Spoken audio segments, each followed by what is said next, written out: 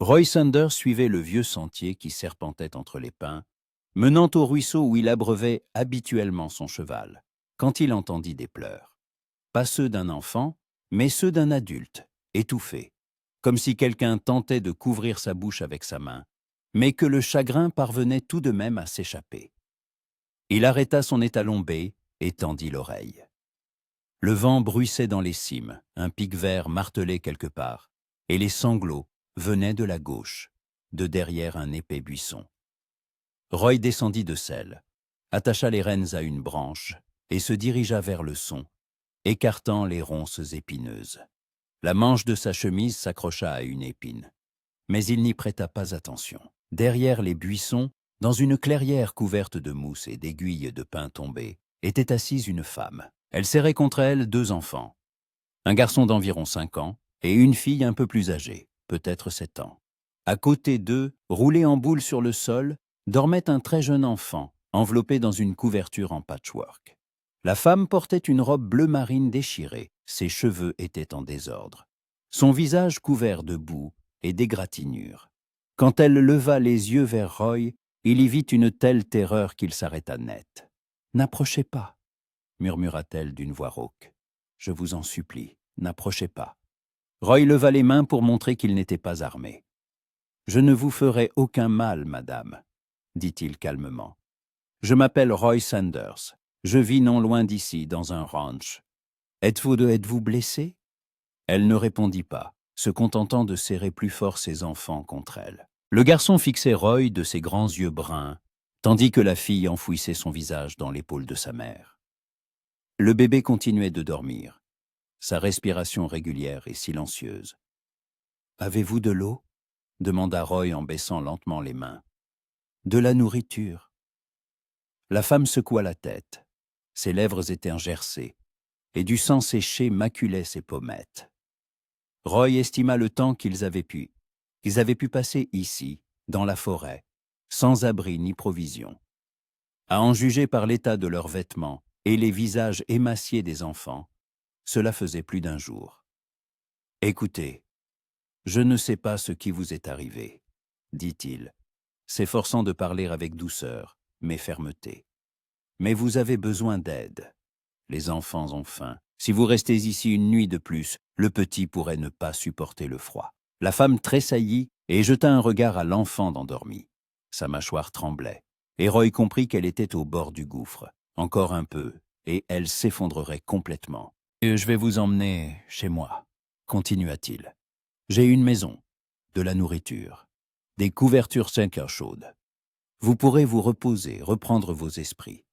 Je ne vous poserai aucune question si vous ne voulez pas répondre. » Elle le fixa longuement, d'un air scrutateur, comme si elle cherchait à lire quelque chose sur son visage. Roy resta immobile, lui laissant le temps de décider. Finalement, elle hocha la tête, un mouvement à peine perceptible, mais un hochement tout de même. Roy l'aida à se relever. Elle était plus légère qu'il ne l'aurait cru, comme si elle n'était faite que d'os et de volonté. Il prit le bébé dans ses bras. Celui-ci ne se réveilla même pas. Et les enfants plus âgés marchèrent à leur côté, s'agrippant à la jupe de leur mère. L'étalon renifla à leur approche, mais Roy le calma d'une caresse sur l'encolure. « Vous pouvez monter en selle avec le petit, » proposa-t-il. « Je mènerai le cheval à pied. Les aînés marcheront avec moi. » La femme ne s'y opposa pas. Roy la aida à se hisser en selle, lui passa le nourrisson, et ils se mirent en route. Le trajet jusqu'au ranch prit environ 1 heure. Roy marchait en tête, tenant les rênes. La fillette et le garçon le suivaient en silence, sans se plaindre de la fatigue. La femme se tenait droite en selle, mais il la voyait vaciller, luttant contre l'évanouissement, lorsqu'ils débouchèrent dans la clairière où se trouvait sa maison, une solide bâtisse en rondin avec un porche et une cheminée. Roy sentit un soulagement. Il aida la femme à descendre de cheval, mena l'animal à l'enclos, puis ouvrit la porte. L'intérieur était simple mais propre. Une table en bois, quelques chaises, un large lit dans un coin, un poêle sur lequel reposait une marmite en fonte. Au mur étaient accrochés des fusils et quelques pots, et un tapis artisanal en chiffon recouvrait le sol. « Asseyez-vous » dit Roy en désignant le lit. Je vais faire chauffer de l'eau et apporter à manger. » La femme s'assit sur le bord du lit, posa le bébé à côté d'elle et serra ses autres enfants contre elle. Roy alluma le poêle, versa de l'eau chaude dans la marmite, sortit de la viande séchée, du pain et un pot de miel du garde-manger. Pendant que l'eau chauffait, il coupa la viande et le pain et les disposa sur une assiette. « Mangez lentement, » dit-il en posant l'assiette sur la table. « Ne vous pressez pas, sinon votre estomac ne le supportera pas. » Les enfants se jetèrent sur la nourriture, mais la femme les arrêta d'un geste. Elle prit un morceau de pain, le rompit, en donna d'abord au garçon, puis à la fille, et en mangea elle-même un petit bout, avec précaution. Roy versa de l'eau tiède dans des tasses et y ajouta du miel.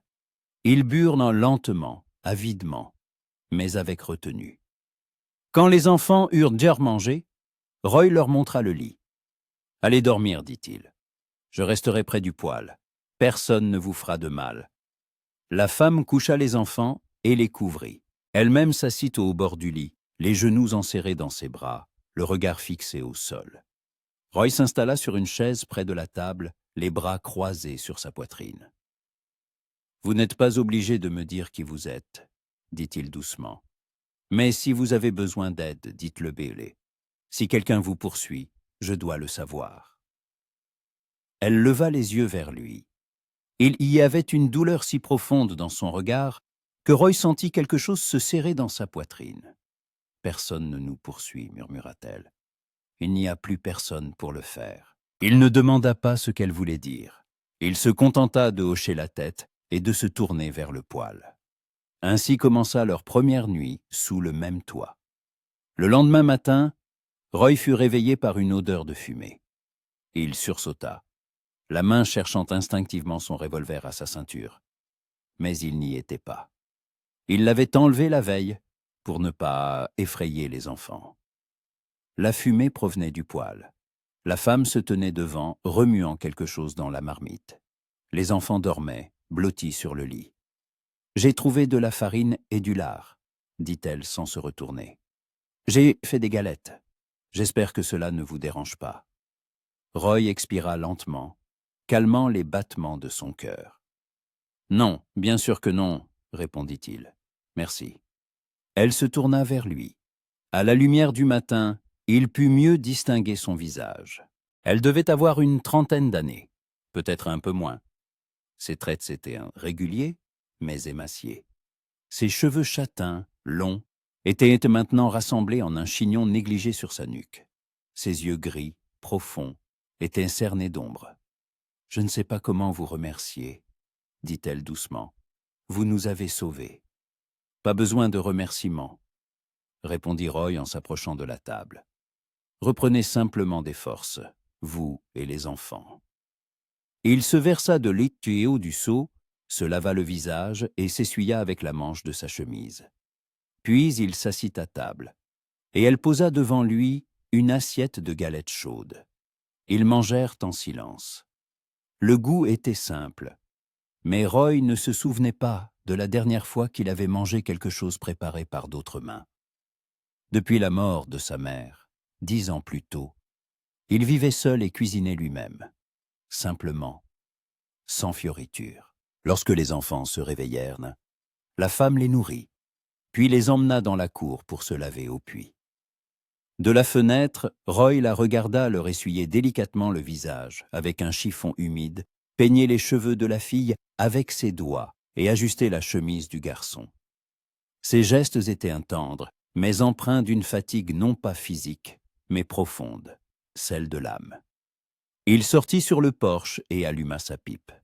La femme s'approcha de lui, tandis que les enfants restaient près du puits, jouant avec des cailloux. « Il faut que je vous remercie convenablement, » dit-elle. « Je peux travailler, cuisiner, nettoyer, raccommoder les vêtements. Je ne veux pas être un fardeau. »« Vous n'êtes pas un fardeau, » répondit Roy en expirant une bouffée de fumée. « Mais si cela peut vous apaiser, travaillez. Je ne suis pas habitué à recevoir de l'aide. » Elle hocha la tête, et une lueur de soulagement passa dans ses yeux.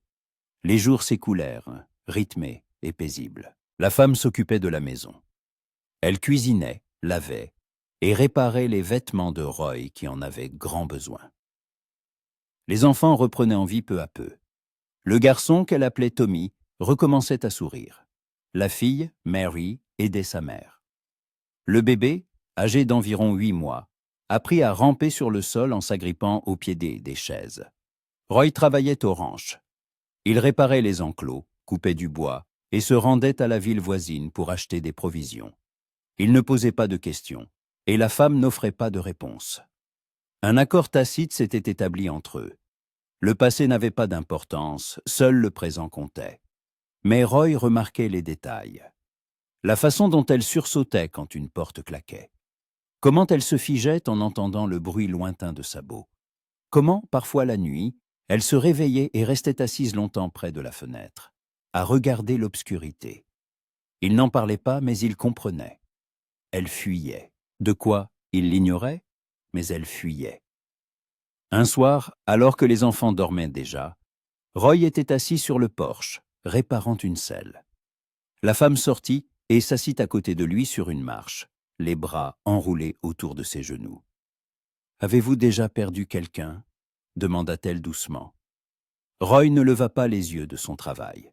« Oui, » répondit-il. « Mon père dans une fusillade, ma mère de la fièvre, mon frère à la guerre. » Elle hocha la tête, comme si cela expliquait quelque chose d'important. « Alors vous comprenez, » dit-elle. « Vous comprenez ce que c'est que de vivre quand ceux que vous aimez ne sont plus là. » Roy posa la selle et la regarda.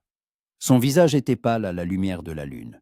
Ses yeux brillaient. « Je comprends ça, » dit-il simplement.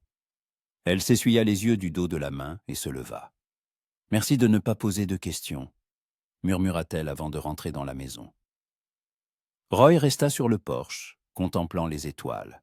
Quelque part dans la forêt, une chouette ululait, et le vent bruissait dans les feuilles. Il savait que, tôt ou tard, elle parlerait, quand elle serait prête. En attendant, il attendait simplement, lui laissant le temps de guérir ses blessures, celles qui étaient invisibles et celles qui étaient profondément enfouies. 2 semaines s'étaient écoulées depuis que Roy les avait amenées chez lui. La vie au ranch avait trouvé un nouveau rythme, moins solitaire qu'auparavant. Le matin, il ne se réveillait plus dans le silence, mais au son des voix d'enfants derrière le mur, à l'odeur du pain frais, ou au chant discret de la femme qui fredonnait une berceuse à ses enfants pour les endormir. Roy Sanders n'était pas un homme qui pensait beaucoup à lui-même. Il avait 36 ans et avait passé la majeure partie de sa vie en selle ou au travail. Grand, large d'épaules, avec des mains nerveuses couvertes de cicatrices, laissées par le fil de fer barbelé et de vieilles coupures. Son visage était tête burinée, allé jusqu'au bronze, avec de profondes rides au coin des yeux, souvenir de longues heures hier passées sous le soleil des prairies. Ses cheveux châtain clair, grisonnants aux tempes, étaient toujours un peu plus longs qu'ils n'auraient dû l'être, car le barbier en ville était à 3 heures de cheval, et il trouvait rarement le temps pour de telles futilités. Ses yeux noisettes, calmes, étaient un de ceux qui ne regardent pas à travers les gens, mais droit en eux. Une barbe courte, soigneusement taillée, était sa seule concession à l'ordre dans son apparence. Sur sa pommette gauche, une cicatrice de couteau, souvenir d'une bagarre de saloon 10 ans plus tôt, quand il était plus jeune et plus impétueux. Il portait un pantalon de travail en toile grossière, rentré dans des bottes en cuir usé, une chemise à carreaux aux manches retroussées et un gilet en peau de cerf. À sa taille, une ceinture en cuir avec un étui contenant un vieux colt, mais toujours en état de marche. Un chapeau à large bord, délavé par la pluie et la poussière, complétait le portrait d'un homme habitué à vivre simplement et sans paroles superflues. Aujourd'hui, il finissait de réparer le toit de la grange quand il entendit la voix de Mary. La fillette se tenait en bas, protégeant ses yeux du soleil avec sa main. « Monsieur Sanders, maman a dit que le déjeuner est prêt », cria-t-elle. Roy hocha la tête, descendit de l'échelle et s'épousseta les mains. Mary lui sourit timidement, mais déjà sans la peur qu'il avait vue dans ses yeux les premiers jours. Elle lui prit la main et ils se dirigèrent vers la maison. À l'intérieur, Une odeur de lard grillé et d'oignons flottait dans l'air. La femme était près du poêle, remuant quelque chose dans une poêle. Tommy était assis par terre, construisant une tour avec des bûchettes que Roy avait coupées pour le feu. Le petit David, comme il avait récemment nommé le bébé, était allongé dans un berceau que Roy avait fabriqué, gazouillant et agitant les poings. « Asseyez-vous » dit la femme sans se retourner. « Je vais servir. » Roy se lava les mains au lavabo, s'essuya le visage avec une serviette et s'assit à table. Elle posa devant lui une assiette de lard grillé, d'œufs au plat et de haricots mijotés. À côté, elle ajouta une tranche de pain frais beurré. Les enfants prirent place, et elle s'assit en face de Roy, les mains posées sur la table. « Vous travaillez trop, » dit-elle à voix basse. « Le toit, les enclos, le bois. Vous devriez vous reposer. » Roy haussa les épaules en portant un morceau de lard à sa bouche. « Le travail n'attend pas, » répondit-il. « Si je ne le fais pas maintenant, ce sera pire plus tard. » Elle secoua la tête, mais ne discuta pas. Ils mangèrent en silence. Seul Tommy racontait comment il avait trouvé une jolie pierre dans la forêt. Et Mary lui promettait de lui montrer comment en faire un jouet. Après le déjeuner, Roy sortit dans la cour pour vérifier les chevaux. La femme le suivit, portant un panier de linge humide. Elle l'étendit sur une corde tendue entre deux poteaux, tandis que Roy, près de l'enclos, brossait la crinière de son étalon.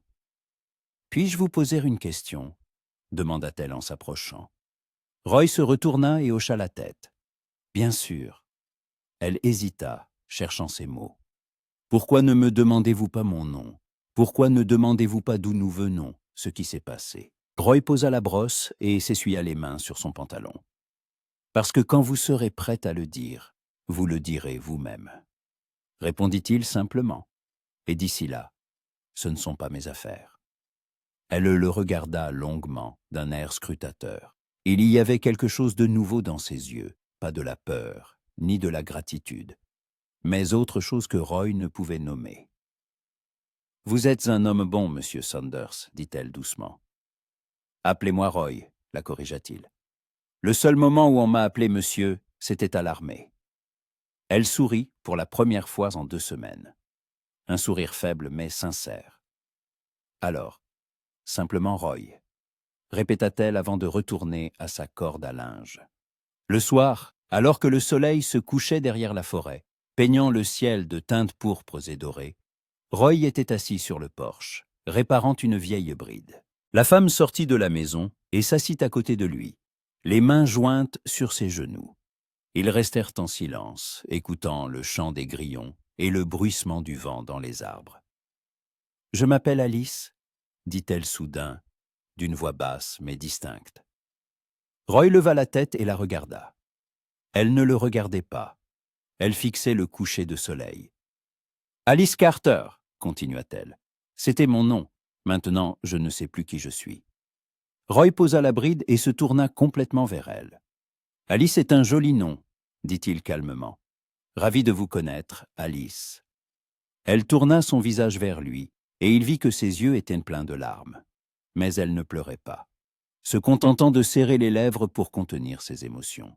« Mon mari est mort il y a 3 mois, » dit-elle, la voix tremblante. Il s'appelait James. C'était un homme bon. Il travaillait à la scierie, à 30 miles d'ici. Un jour, il y a eu un accident. Des rondiens se sont détachés des chaînes. Il a été écrasé. Roy hocha la tête sans l'interrompre. Il écoutait simplement, la laissant parler. Après sa mort, je me suis retrouvé seul avec les enfants, poursuivit Alice. Je n'avais pas d'argent. La maison où nous vivions appartenait au propriétaire de la scierie. Il m'a dit que James n'étant plus là, je devais quitter les lieux. Il m'a donné 1 semaine. J'ai essayé de trouver du travail, mais personne ne voulait d'une femme avec 3 jeunes enfants. J'ai essayé d'emprunter de l'argent, mais personne ne m'en a prêté. Alors, j'ai décidé de partir. J'ai juste rassemblé les enfants et je suis parti dans la forêt. Je ne savais pas où j'allais. Je marchais, simplement, parce que je ne pouvais pas rester là où tout me rappelait lui. Sa voix se brisa et elle s'arrêta, essuyant ses larmes. Roy lui tendit son mouchoir, propre et plié dans la poche de son gilet. Elle le prit et le pressa contre son visage. Nous avons marché pendant plusieurs jours, dit-elle quand elle put reprendre la parole. Nous mangions des baies, buvions l'eau des ruisseaux. Les enfants pleuraient, mais je ne pouvais pas m'arrêter. J'avais peur que si je m'arrêtais, j'abandonnerais. Et puis, nous nous sommes perdus. Je ne savais plus où nous étions, où aller. C'est là que j'ai compris que nous allions mourir ici, dans la forêt, et que personne ne retrouverait nos corps. Et soudain, vous êtes apparu. Elle se tourna vers lui, le regardant droit dans les yeux. Vous nous avez sauvés, Roy. Vous nous avez redonné la vie, alors que je ne croyais plus que nous survivrions. Roy resta silencieux. Il ne savait pas quoi dire. Les mots semblaient trop fades, trop faibles pour ce qu'elle venait de raconter. Vous êtes une femme forte, Alice, dit-il enfin. Peu de femmes auraient pu traverser cela. Elle secoua la tête. Je ne suis pas forte. Je ne voulais simplement pas que mes enfants meurent à cause de ma faiblesse. C'est ça la force, répondit Roy. Continuez quand tout est contre vous. Il se tairent de nouveau. Le soleil avait disparu derrière l'horizon, et le ciel s'assombrisait, parsemé d'étoiles. Au loin, un coyote hurla, et Alice tressaillit. C'est sûr, dit Roy, les coyotes baies ne s'approcheront pas. Et si jamais j'ai un fusil? Elle hocha la tête, mais il vit que la peur dans ses yeux n'avait pas disparu. Pas la peur des coyotes, une peur plus profonde, plus ancienne. Vous pouvez rester ici aussi longtemps que nécessaire, dit Roy. Je ne vous mettrai pas dehors, ni les enfants. Alice le regarda, et il y avait tant de gratitude dans son regard que Roy se sentit gêné. Je ne sais pas comment vous remercier, murmura-t-elle. Ce n'est pas la peine, répondit-il.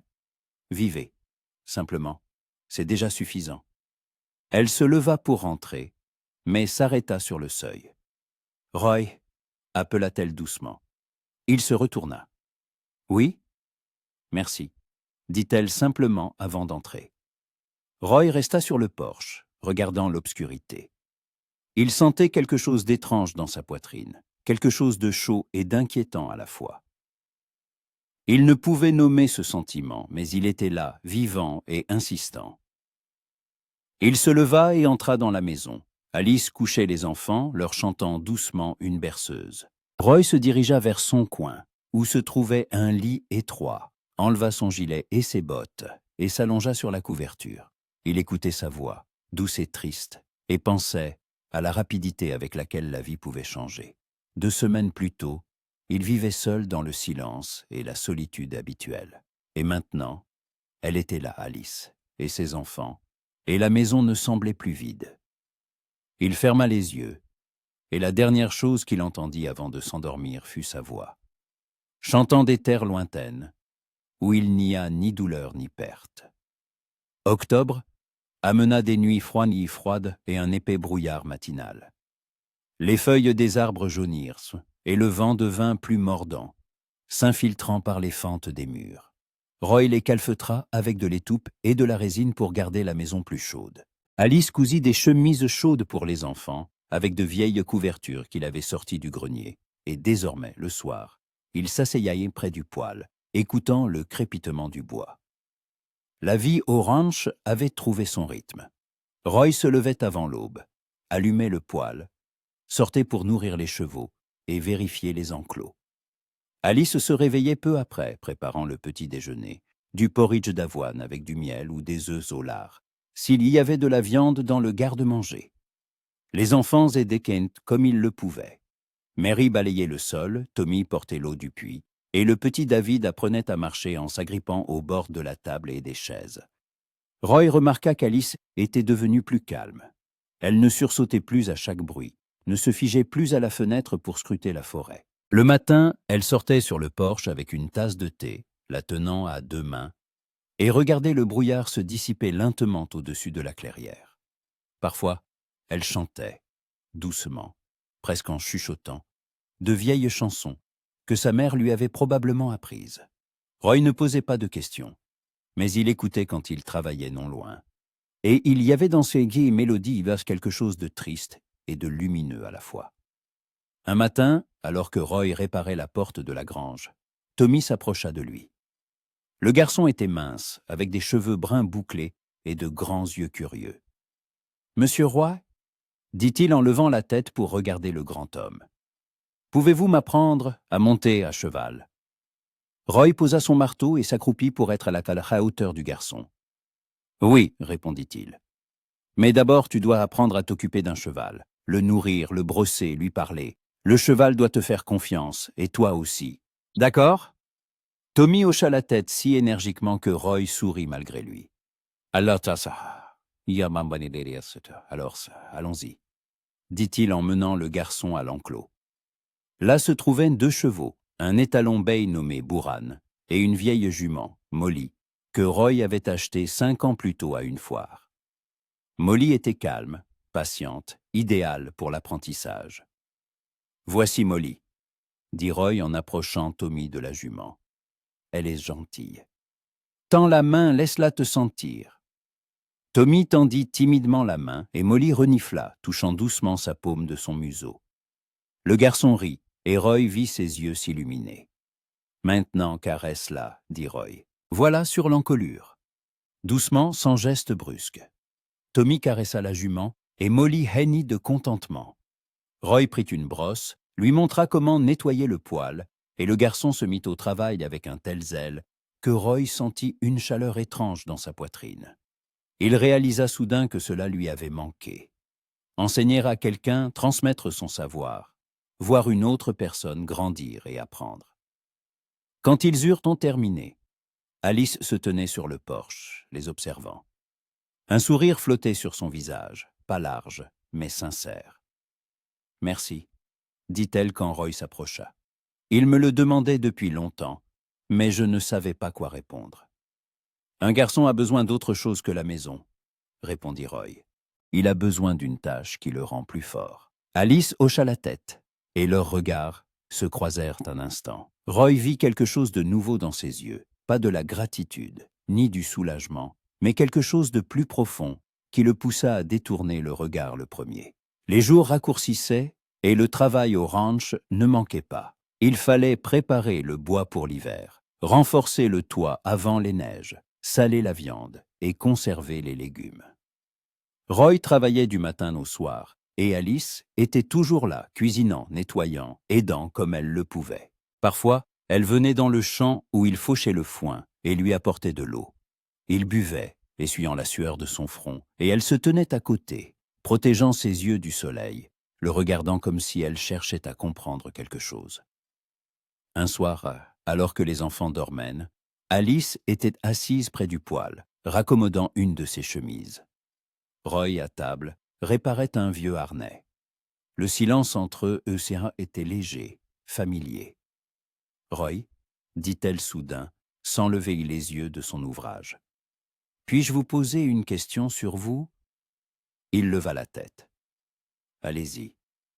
Pourquoi vivez-vous seul ?» demanda-t-elle doucement. « N'avez-vous jamais eu de femme ?» Roy posa le harnais et s'adossa à sa chaise. « Si, » répondit-il après une pause. « Il y a longtemps. Elle s'appelait Catherine. Nous nous sommes rencontrés quand j'avais 20 ans. Elle était la fille du propriétaire de l'hôtel dans la ville où je travaillais. Belle, joyeuse. Nous nous sommes mariés 6 mois plus tard. » Il se tut et Alice ne le pressa pas. « Nous avons vécu ensemble 2 ans, » poursuivit Roy, le regard fixé sur le feu. « Puis la guerre entre les États a commencé. J'ai été appelé. Je suis parti en promettant de revenir. Mais la guerre a duré longtemps, 4 ans. Quand je suis revenu, elle n'était plus là. Elle était morte du typhus, 1 an avant mon retour, enterrée au cimetière près de l'église. J'y suis allé, je suis resté devant sa tombe, puis je suis parti.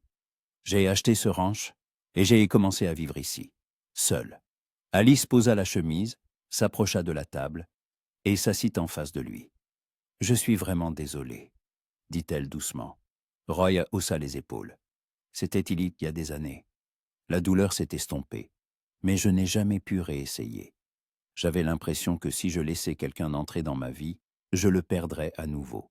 Il était plus facile de rester seul. » Alice hocha la tête, et il vit de la compréhension dans ses yeux.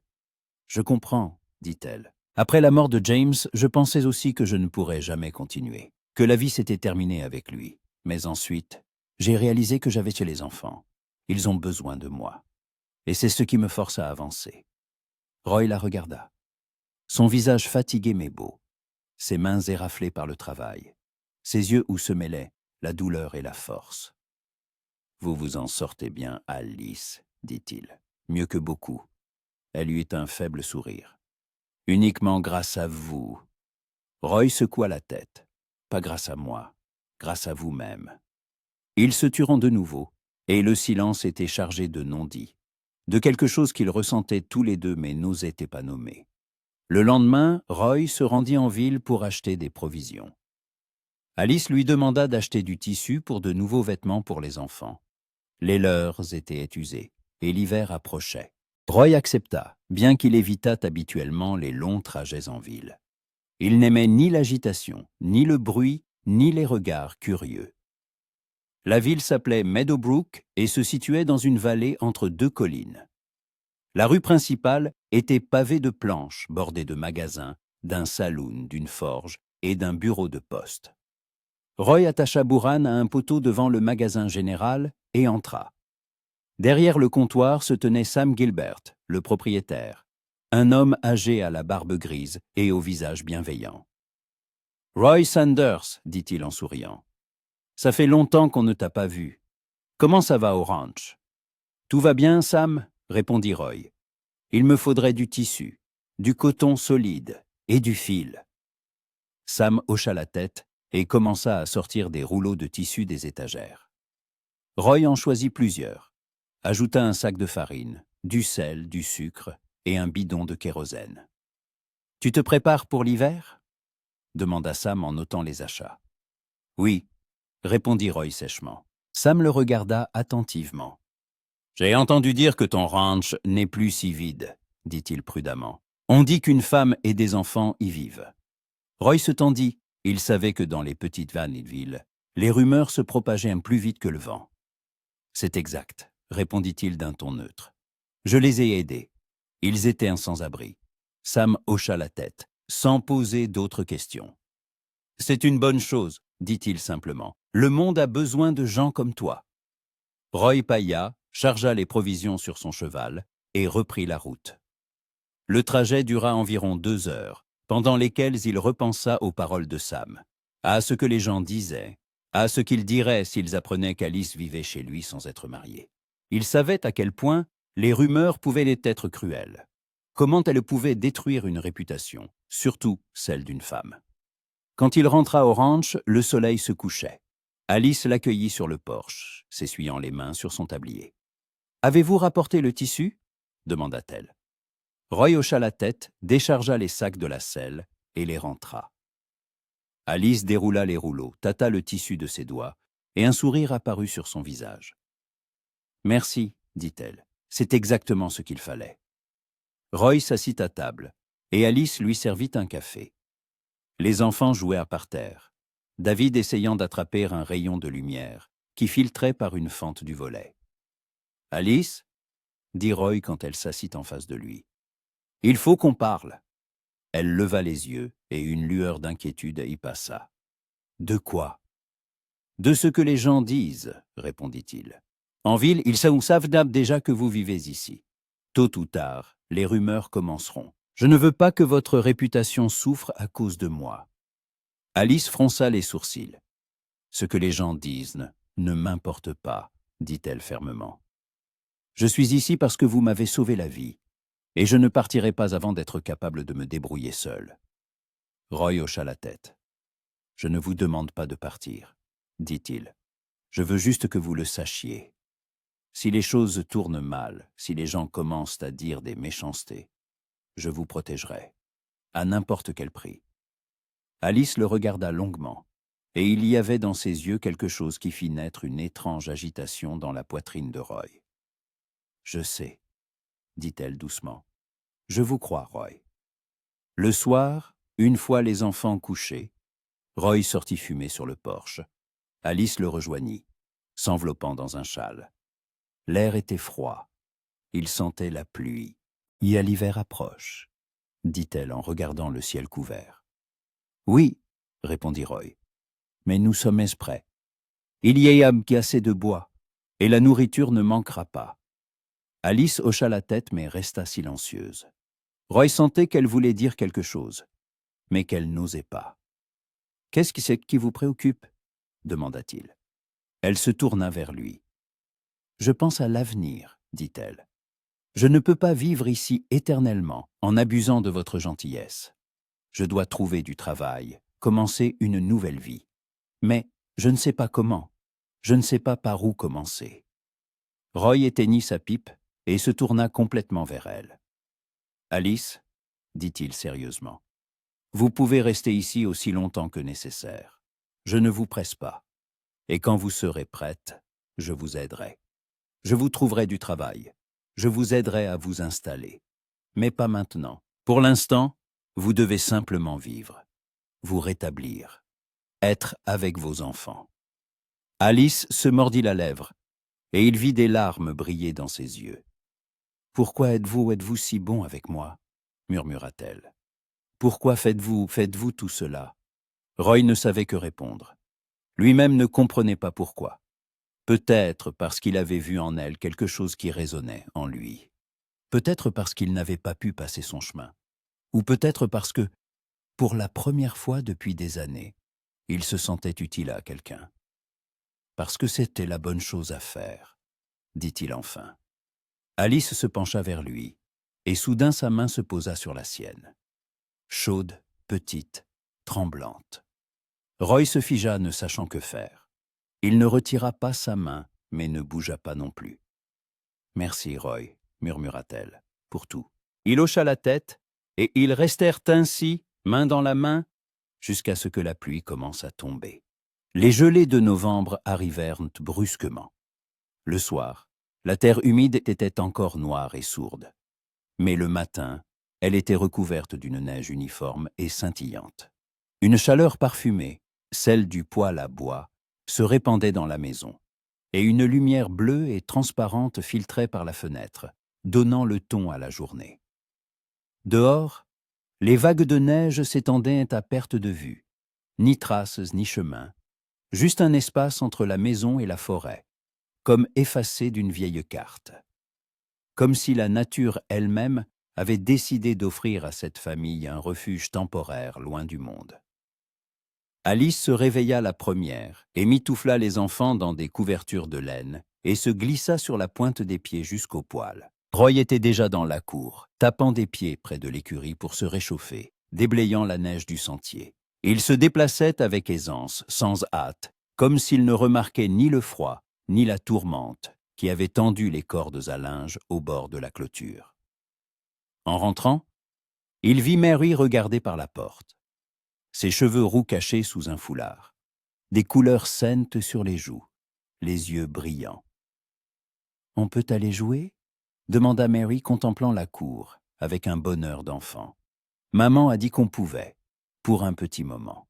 « Seulement là-bas, près du puits, » répondit Roy. « N'allez pas près de la grange, c'est verglacé devant. Dans la maison, une odeur de porridge d'avoine aux fruits secs et de pain de seigle frais flottait dans l'air. Tommy observait les motifs de givre sur la vitre, grignotant un quignon de pain, rêvant déjà au printemps prochain, quand il pourrait de nouveau monter Molly aux côtés de Roy.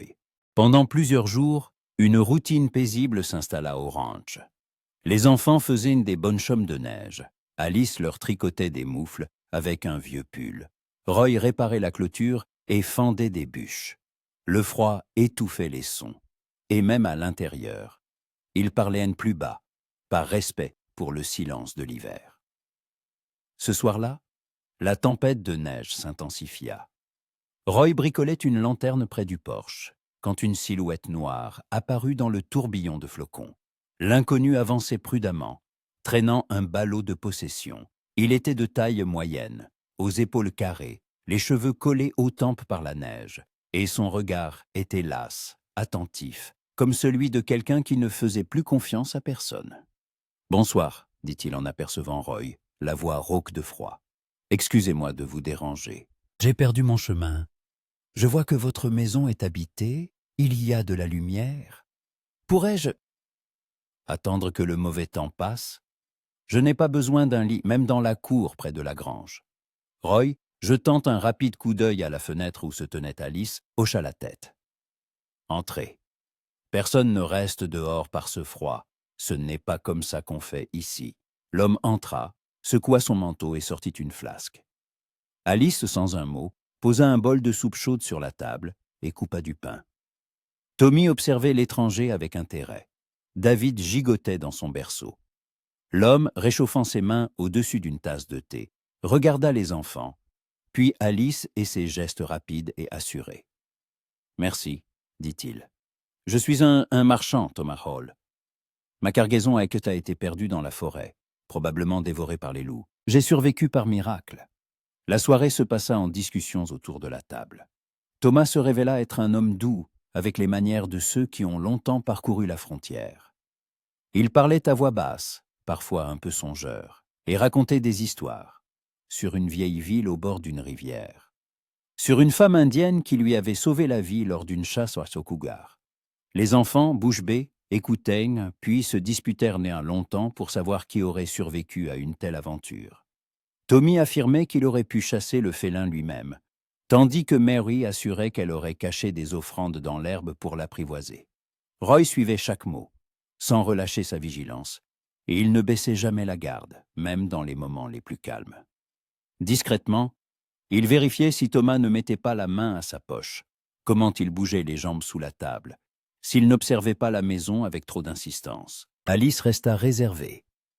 Elle n'engageait pas de longues conversations, se contentant de commenter parfois une histoire, rien doucement.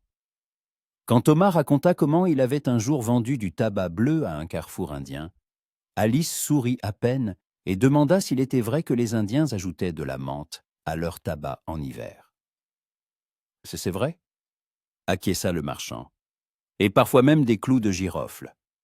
Ça aide contre le rhume. »« Vous en avez sur vous ?» demanda Mary curieuse. « J'ai tout perdu avec ma cargaison, » répondit tristement Thomas. La soirée s'acheva lentement. Après le dîner, Roy étendit une couverture près du poêle, et Thomas le remercia, non pas avec de l'argent, mais avec la promesse de se revoir. Le marchand s'endormit rapidement, roulé en boule. Alice ajouta du bois dans le poêle, s'essuya les mains sur son tablier et s'assit près de Roy. Elle tenait une pelote de laine et tricotait une moufle pour David. « Tu penses que cet homme n'est pas dangereux ?» demanda-t-elle doucement. « Je le pense, mais je resterai sur mes gardes. » C'était bien que nous l'ayons accueilli. Je me souviens de ce que c'est que de se retrouver dans le froid, sans espoir. Cette nuit-là, Roy dormit peu. Il se leva plusieurs fois, vérifia la porte, s'assura que tout allait bien. La maison était calme, les enfants dormaient. Alice respirait doucement, et le marchand ne bougea pas jusqu'au matin. À l'aube, la neige crissait sous les pas. Thomas Hall, un peu plus tard, se préparant à partir, déclara: « Merci à vous tous. Si jamais vous passez par Meadowbrook, cherchez la boutique avec l'enseigne of Sayut Years. Tout ce que j'ai sera gratuit pour vous. » Alice sourit, David applaudit, et Tommy promit solennellement de venir chercher des bonbons. Roy lui fit un signe de la main et posa la lanterne près de la porte. La neige s'étendait, vierge, et il semblait que de tels jours étaient faits pour le bonheur, pour être ensemble, pour vivre simplement.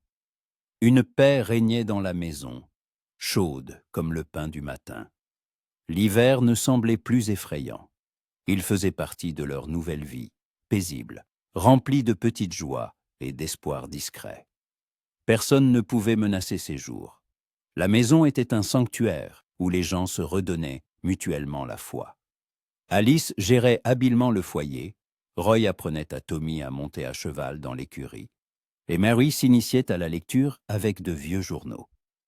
Un soir, alors que la neige dehors était bleue et lourde, Alice s'assit près de Roy, après avoir couché les enfants. Et je pensais avant qu'après la mort de James, personne ne me ferait une place dans ce monde. Et maintenant, j'ai une maison, une vraie maison. Roy lui prit la main en silence. Les mots étaient inutiles. Il sentait que l'impossible devenait possible. la confiance, la tranquillité, l'espoir. Comme si cette maison, grinçante et chaleureuse, les avait tous réunis sous son toit pour une nouvelle vie. Ainsi, les nuits glaciales et les premières surneiges devinrent quelque chose de proche, de personnel, pour Alice, pour Roy et pour les enfants. Et chaque nouveau matin, ils l'accueillaient ensemble, sachant que dans cette maison, personne ne serait laissé dans le froid. Décembre enveloppa le ranch d'un silence neigeux, de ceux que seuls connaissent ceux qui vivent loin des villes. Les jours étaient devenus très courts. Le soleil, pâlé et froid, apparaissait à peine au-dessus des cimes des pins, et dès 3 heures, l'obscurité commençait à tomber. Roy travaillait de l'aube au crépuscule, mais son labeur n'était plus aussi solitaire que l'auparavant. Alice était toujours là, cuisinant, lavant, réparant, mais surtout, elle était simplement là. Et cela changeait tout. Le matin, il se réveillait à l'odeur du pain frais et du café. Alice se levait avant tout le monde, allumait le poêle, pétrissait la pâte dans un grand bol en bois. Ses gestes étaient fluides, maîtrisés.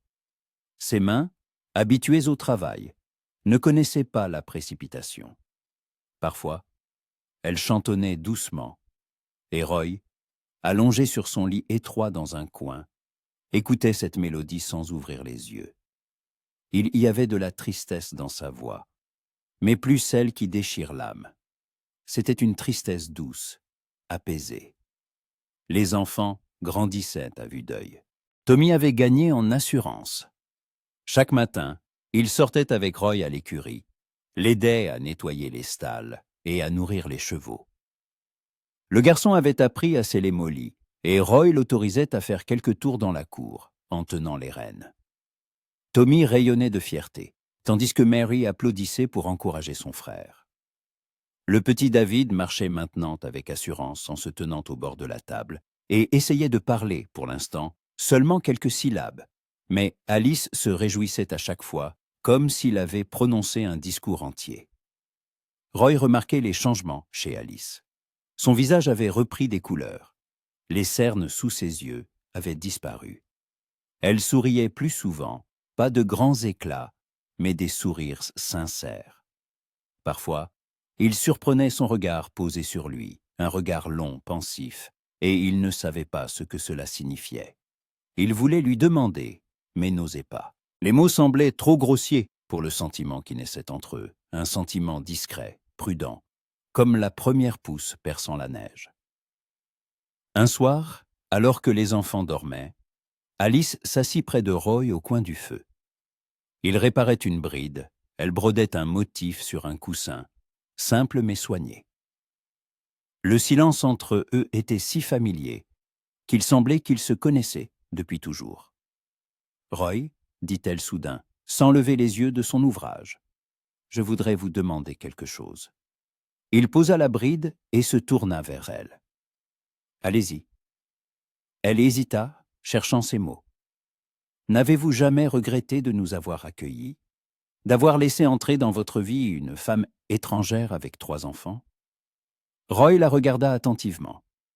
Il y avait de l'inquiétude dans ses yeux, mais aussi de l'espoir.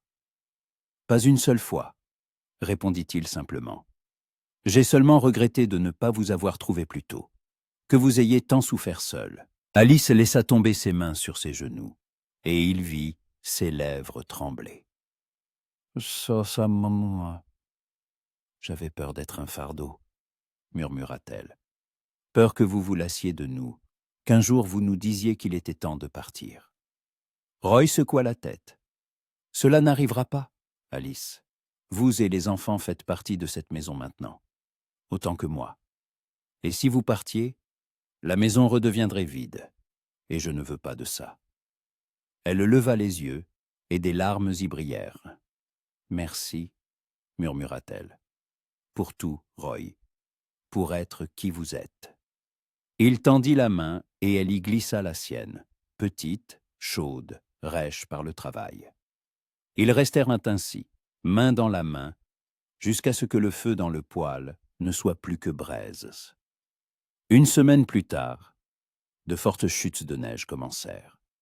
La tempête fit rage pendant 3 jours, et Roy ne sortit presque pas de la maison, sauf pour se frayer un chemin jusqu'à l'écurie, nourrir les chevaux et ramener du bois. Alice cuisinait des tartes aux pommes séchées, préparait des soupes épaisses avec de la viande et des pommes de terre.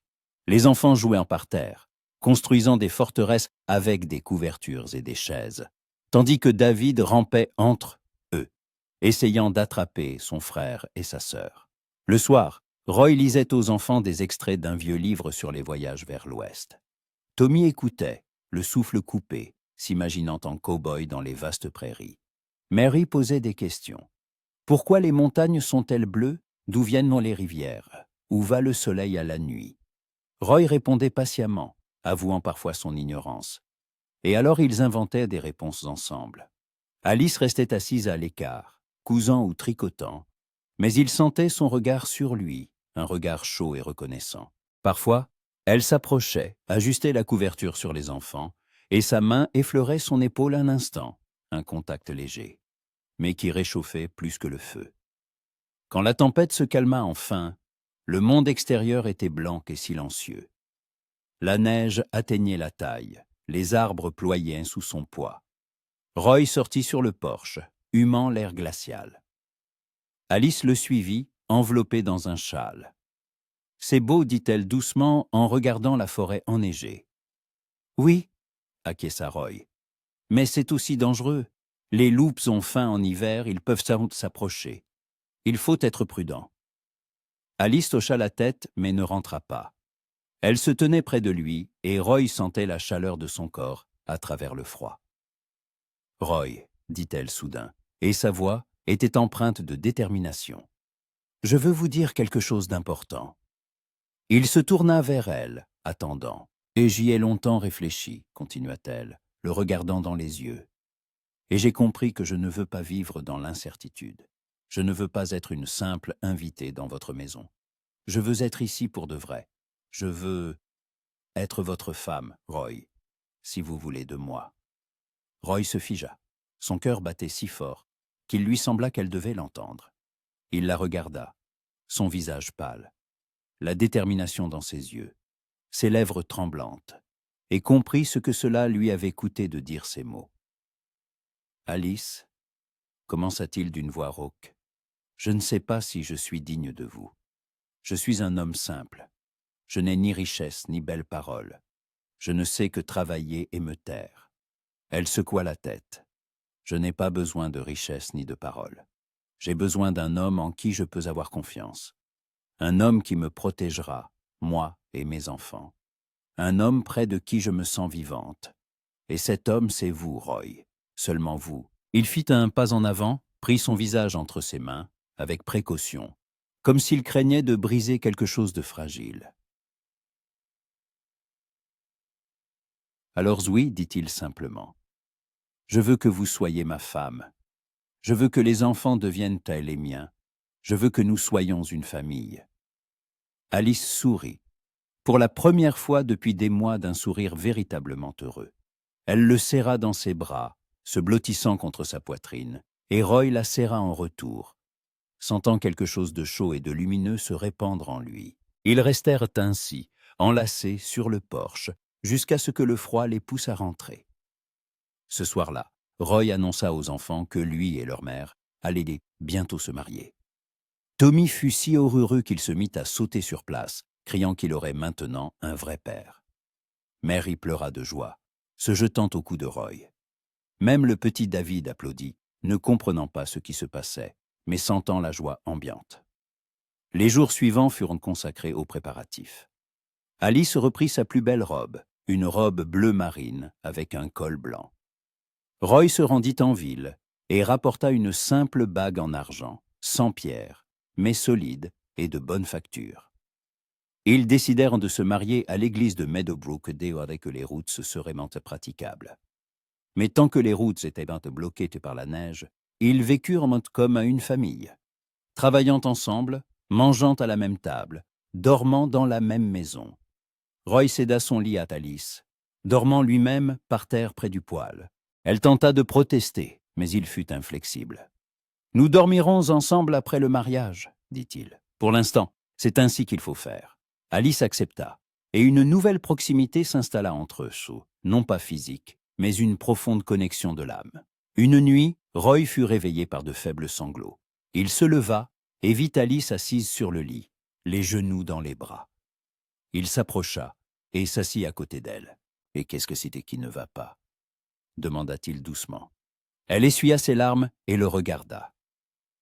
« Je pensais à James, murmura-t-elle. À quel point il était un homme bon, qu'il m'aimait, moi et les enfants. Et j'ai peur qu'en vous épousant, je trahisse sa mémoire. » Roy lui prit la main. « Vous ne le trahissez pas, Alice, dit-il fermement. Vous vivez. Vous donnez un avenir à vos enfants. C'est ce qu'il aurait voulu. Il aurait voulu que vous soyez heureuse. » Elle se blottit contre lui, et il la serra dans ses bras, lui caressant les cheveux. « Merci, murmura-t-elle. Merci de comprendre. » Ils restèrent ainsi jusqu'à ce qu'elle s'endorme sur son épaule. Roy la coucha délicatement, la couvrit et retourna près du poêle. Le lendemain matin, ils ne parlèrent pas de leur conversation nocturne. Mais quelque chose avait changé. Leur lien était devenu encore plus étroit, plus fort. L'hiver touchait lentement à sa fin. La neige commença à fondre, les premières plaques de terre apparurent. Les routes se dégageaient peu à peu, et Roy comprit qu'il pourrait bientôt se rendre en ville. « Dans une semaine, dit-il à Alice, nous irons à l'église, et nous nous marierons. » Elle hocha la tête, une joie tranquille dans les yeux. Les enfants comptaient les jours jusqu'au mariage. Mary cousit une petite chemise blanche pour David. Tommy cira ses bottes jusqu'à ce qu'elles brillent. Chaque soir, Alice essayait sa robe, ajustant les plis, cousant les boutons. Roy la regardait et pensait à la rapidité avec laquelle la vie pouvait changer. 6 mois plus tôt, il vivait seul dans le silence et la solitude. Et maintenant, il avait une famille, une femme qu'il aimait, des enfants qu'il considérait comme les siens, et une maison qui n'était plus vide. La veille de leur départ, ils étaient tous assis près du poêle. Les enfants dormaient déjà. Alice mettait la dernière touche à sa robe. Roy fumait sa pipe, regardant le feu. « Demain, tout changera, » dit Alice doucement. « Non, » répondit Roy en se tournant vers elle. « Rien ne changera. Nous sommes déjà une famille. Demain, nous le dirons simplement devant Dieu. » Alice sourit, et il y avait tant de lumière dans son sourire que Roy sentit son cœur se remplir d'un sentiment chaud et nouveau. Le bonheur. Le matin du mariage fut clair et glacial. Le soleil se leva sur les pins, colorant la neige de teintes roses et dorées. Roy se réveilla plus tôt que d'habitude, non pas à cause du froid ou de l'habitude, mais d'une excitation qu'il n'avait pas ressentie depuis des années. Allongé sur sa paillasse près du poêle, il écoutait la respiration calme des enfants endormis, le froissement de la couverture sous laquelle Alice bougeait. Aujourd'hui, tout deviendrait officiel, devant Dieu et les hommes.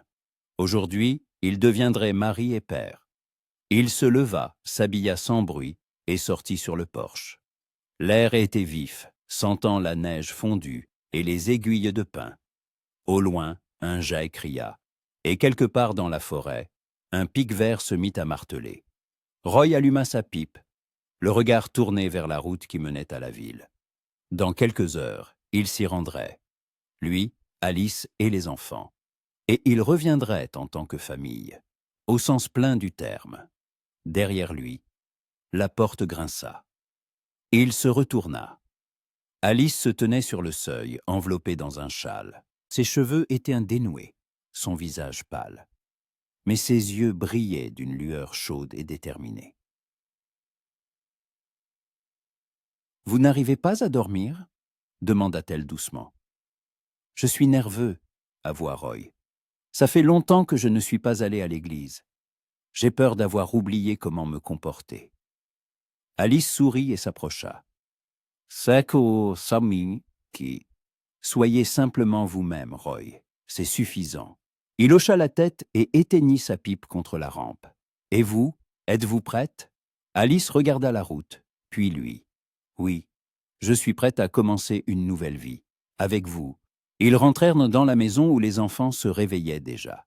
Tommy sauta du lit, annonçant joyeusement qu'aujourd'hui, ils allaient en ville.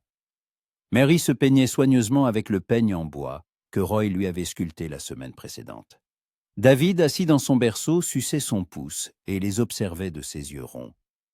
Alice prépara le petit déjeuner. Du porridge d'avoine au miel, du pain grillé, du thé chaud. Ils mangèrent en silence, mais un silence empreint non pas de tension, mais d'anticipation.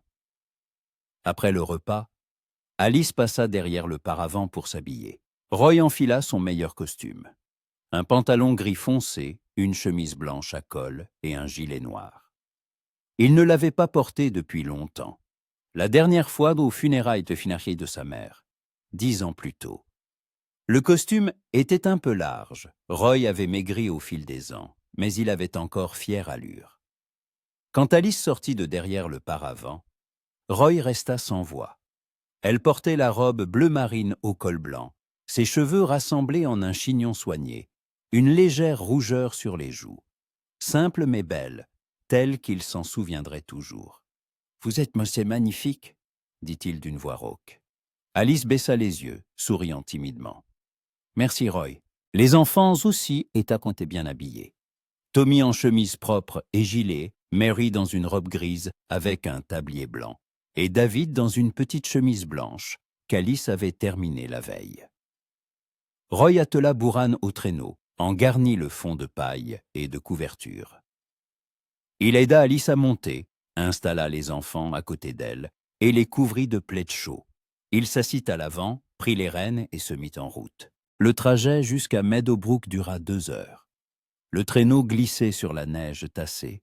Le grelot du harnais tintait doucement. Tommy parla tout le long du chemin, imaginant leur vie future, faisant des plans pour le printemps.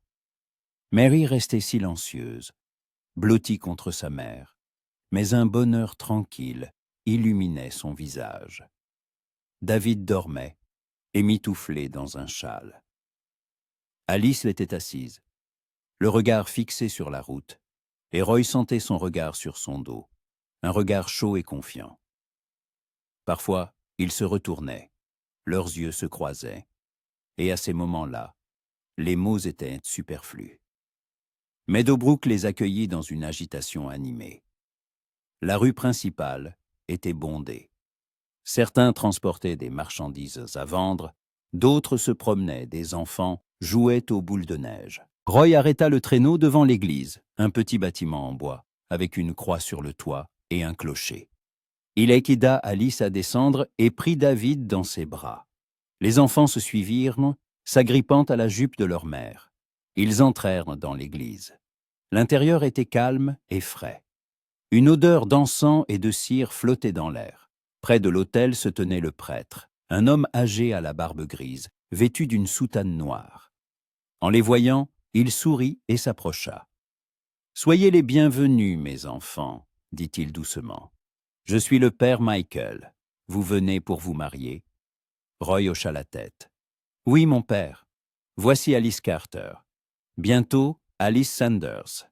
Et ses enfants, Tommy, Mary et David. » Le père Michael acquiesça, les examinant tous d'un regard attentif. « Bien, approchez de l'autel. » Ils s'avancèrent. Roy et Alice se tinrent en devant l'autel. Les enfants s'assirent au premier rang. Le père Michael ouvrit la Bible et commença à lire les prières. Sa voix était calme, posée. Et Roy sentit la tension le quitter peu à peu. Le prêtre parla du mariage, de la fidélité, de l'amour qui endure tout et triomphe de tout. Roy écoutait, tenant la main d'Alice. Sa paume était petite et chaude dans sa grande main rugueuse. « Roy Sanders, » dit le père Michael, « prenez-vous Alice Carter pour épouse. Promettez-vous de l'aimer, de prendre soin d'elle, de la protéger tous les jours de votre vie. » Roy regarda Alice, ses yeux gris emplis d'espoir. « Oui, je la prends, » dit-il fermement. « Je le promets. »« Alice Carter, » continua le prêtre, « prenez-vous Roy Sanders pour époux. Promettez-vous de l'aimer, de lui être soumise, d'être à ses côtés tous les jours de votre vie ?» Alice sourit, des larmes brillant sur ses cils. « Oui, je le prends, » murmura-t-elle. « Je le promets. » Le père Michael les bénit, et Roy passa au doigt d'Alice la simple bague en argent. Elle lui allait parfaitement, comme si elle avait été faite pour elle. « Vous êtes maintenant mari et femme, » dit le prêtre. « Embrassez la mariée, mon fils. » Roy se pencha, et Alice leva le visage. Leurs lèvres se rencontrèrent, tendrement, prudemment, comme le premier ballet de deux personnes qui avaient parcouru un long chemin pour arriver à ce moment. Les enfants applaudirent, et même le petit David se mit à rire. Ils sortirent de l'église, désormais mari et femme. Le soleil était haut, la neige scintillait, et le monde entier semblait lumineux et bienveillant. « On est une vraie famille maintenant, » dit Tommy en sautant de joie. « Oui, » répondit Roy en lui ébouriffant les cheveux. « Une vraie. » Ils s'arrêtèrent à Meadowbrook pour déjeuner. Roy les emmena dans une petite auberge, où l'on servait une nourriture simple mais savoureuse. Ils mangèrent du poulet rôti avec des pommes de terre, burent du cidre, et Tommy raconta à qui voulait l'entendre qu'il avait maintenant un père. Les gens souriant, hochaient la tête, les félicitaient. L'aubergiste, une femme corpulente au visage aimable, s'approcha de leur table. « Félicitations, » dit-elle en regardant Alice et Roy. « Que Dieu vous accorde de longues années de bonheur. »« Merci, » répondit Alice, la voix pleine de gratitude. Le soir, ils rentrèrent au ranch. Les enfants s'étaient endormis dans le traîneau, amitouflés dans des couvertures. Roy les porta un par un dans la maison et les coucha. Alice alluma une lampe et ranima le feu dans le poêle. Une fois les enfants endormis, ils se retrouvèrent seuls. Roy était assis à table. Alice se tenait près de la fenêtre, regardant la forêt nocturne. « Merci, Roy, » dit-elle doucement, « pour tout, pour nous avoir donné un foyer, pour être devenu notre famille. » Roy se leva, s'approcha d'elle et la serra par derrière. « C'est de moi qui devrais vous remercier, Alice. Vous avez redonné vie à cette maison. Vous m'avez redonné vie. » Elle se tourna vers lui, l'enlaça par le cou, et ils restèrent ainsi, blottis l'un contre l'autre, écoutant le silence de la maison et le crépitement du bois dans le poêle. Cette nuit-là, ils dormirent ensemble pour la première fois, en tant que mari et femme. Roy fut prudent, tendre, et Alice lui répondit avec une douce gratitude. Il n'y avait pas entre eux la passion décrite dans les livres, mais une intimité profonde, véritable, née de la confiance et du respect. Le matin, Roy fut réveillé par la lumière du soleil sur son visage. Alice était allongée à côté de lui, sa tête sur son épaule, ses cheveux étalés sur l'oreiller. Il l'embrassa doucement sur le front, et elle ouvrit les yeux en souriant. « Bonjour, mon mari, » murmura-t-elle. « Et bonjour, ma femme, » répondit-il, une chaleur envahissant sa poitrine. Les jours reprirent dans leur cours, mais avec une nouvelle plénitude. Roy ne se sentait plus seul. Alice était là, cuisinant, nettoyant, s'occupant des enfants et de lui. Les enfants grandissaient, devenaient plus forts, plus joyeux. Tommy apprit à monter à cheval sans aide. Mary lisait des pages entières de la Bible, et David prononçait ses premiers mots, « kotodia, kota, kotias ». Le printemps arriva discrètement. La neige commença à fondre, les premiers ruisseaux apparurent, les oiseaux se mirent à chanter. Roy laboura le champ et planta des légumes. Alice créa un potager près de la maison, y plantant des herbes et des fleurs. Les enfants aidèrent en transportant l'eau du puits. Un soir, alors qu'ils étaient assis sur le porche à regarder le coucher de soleil, Alice posa sa tête sur l'épaule de Roy. « Je suis heureuse, » dit-elle simplement. Pour la première fois depuis longtemps, vraiment heureuse. Roy la serra contre lui. « Moi aussi, » répondit-il. « Moi aussi, Alice. » Et à cet instant, contemplant le ciel couchant, les enfants jouant dans la cour, sa femme assise à ses côtés, Roy comprit que la vie offrait une seconde chance. Parfois, quand on s'y attend le moins, il suffisait de tendre la main pour la saisir. Ainsi s'achevait l'hiver de la solitude et commençait le printemps d'une nouvelle vie, pour Roy, pour Alice, pour les enfants. pour la famille qu'ils avaient bâtie ensemble, à travers la douleur, les pertes et les peurs. Une famille qui deviendrait leur forteresse, leur foyer, leur bonheur. Pour de longues années, 5 ans passèrent. Le ranch des Sanders était méconnaissable. 2 pièces avaient été ajoutées à la vieille maison en rondin, une pour les enfants qui avaient grandi, l'autre pour leur nouvelle-née, Emma. Une nouvelle grange se dressait dans la cour. L'enclos des chevaux avait été agrandi et un grand potager où Alice cultivait légumes et herbes avait été aménagé. Sur le porche, des pots de fleurs qu'elle arrosait précieusement chaque matin. Roy, appuyé contre un poteau de la clôture, regardait Tommy, maintenant un garçon de 11 ans, maîtriser avec aisance un jeune étalon. Le garçon avait grandi, s'était épaissi, ses épaules s'étaient renforcées par le travail. Il rêvait de devenir un vrai cow-boy, et Roy lui enseignait patiemment tout ce qu'il savait. Comment dresser les chevaux, réparer les harnais, s'occuper du bétail. Mary, 13 ans, était assise sur le porche avec un livre. Elle avait appris à lire et à écrire, et aidait maintenant sa mère à tenir les comptes de la maison. La jeune fille ressemblait à Alice, avec les mêmes yeux gris, le même sourire doux.